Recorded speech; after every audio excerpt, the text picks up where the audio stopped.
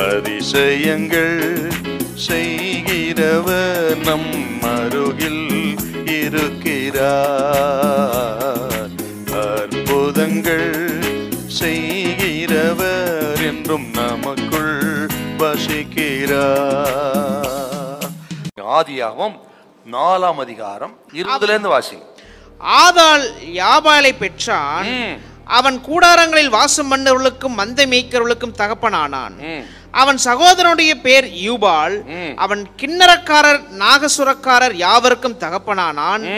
சில்லாலும் தூபால் காயினை பெற்றால் அவன் பித்தளை இரும்பு முதலியவற்றின் தொழிலாளர் யாவருக்கும் ஆசாரியனானான். தூபால் காயினுடைய சகோதரி நாமாள்.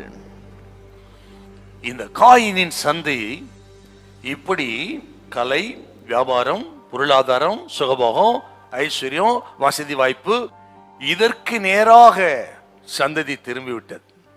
இதெல்லாம் தேவையில்லைன்னு இல்லை, தேவைதான். ஆனா என்ன பயங்கரம், ஆண்டவர் இருக்க வேண்டிய இடத்துல இவைகள் எல்லாம் வந்து ஆக்கிரமித்து விட்டது. ஆண்டவர் இருக்க வேண்டிய இடத்துல இவைகள் வந்து இருந்து ஆண்டவரை தள்ளிவிட்டது. அதாங்க ஆபத்து. இந்த உலகத்தினுடைய காரியங்கள், ஆசீர்வாதங்கள்லாம் தேவையில்லைன்னு இல்லை, அவைகள் தேவனை தள்ளிவிடக் கூடாது. தேவனுக்கு எடுத்து அவள் வந்து விட. அதுக்கு பேர் தானே விக்கிரக ஆராதனை. விக்கிரக ஆராதனை என்னங்க, ஏதோ சிலை வச்சு வணங்குறது மட்டும் கிடையாது. தேவன் இருக்கிற இடத்தை தேவனை தள்ளிவிட்டு எது இருக்கிறதோ, அது பணமா இருக்கலாம், படிப்பா இருக்கலாம், அழகா இருக்கலாம், அந்தஸ்தா இருக்கலாம், ஏதோ புகழா இருக்கலாம், பெருமையா இருக்கலாம், எது தேவன் இருக்க வேண்டிய இடத்துல அவரை தள்ளிவிட்டு ஆக்கிரமிக்கிறது, அதுக்கு பேர் தாங்க விக்கிரக ஆராதனை. அதுதான் காயின் சந்ததி. ஆசீர்வாதம் தேவையில்லைன்னு இல்லை, வசதி வாய்ப்பு தேவையில்லைன்னு இல்லை, ஆனால் அது தேவனை தள்ளிவிட்டு அதுவே முழுவதும் ஆளுகை செய்து விடக்கூடாது. அப்படி செய்துவிட்ட சந்ததி தான் காயினின் சந்ததி. இன்றைக்கும் தேவனற்ற ஒரு சந்ததி பெருகி கொண்டிருக்கிறது. அவர்களுக்கு தேவனே பணம் தான், பணம் தான் தெய்வம். நிறைய பேருக்கு வேலைத்தான் தெய்வம், அழகுதான் தெய்வம் நிறைய பேருக்கு. அப்படித்தான் ஒரு சந்ததி, தேவனற்ற சந்ததி உருவாகி கொண்டிருக்கிறது, சபைக்குள்ளும் இருக்கிறது. அதுதாங்க ஆபத்து.